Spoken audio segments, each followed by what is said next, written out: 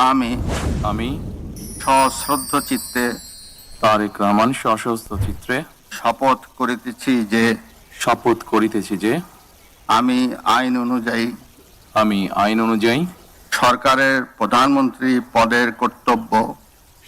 প্রধানমন্ত্রী পদের কর্তব্য বিশ্বস্ততার সহিত পালন করিব। আমি বাংলাদেশের প্রতি অকৃত্রিম বিশ্বাস ও আনুগত্য পোষণ করিব।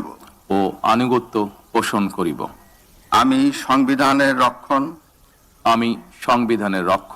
সমর্থন ও নিরাপত্তা বিধান করিব। আমি ভীতি বা অনুগ্রহ অনুরাগ বা বিরাগের বশবর্তী না হইয়া সকলের প্রতি আইন অনুযায়ী যথাবিহিত আচরণ করিব। এবার মাননীয় প্রধানমন্ত্রীর গোপনীয়তার শপথ পাঠ পরিচালনা করার জন্য রাষ্ট্রপতি মহোদয়কে বিনীত অনুরোধ জানাচ্ছি। আমি তারেক রহমান সশ্রদ্ধ চিত্তে শপথ করিতেছি যে সরকারের প্রধানমন্ত্রী রূপে যে সকল বিষয় আমার বিবেচনার জন্য আনিত হইবে বা যে সকল বিষয় আমি অবগত হইব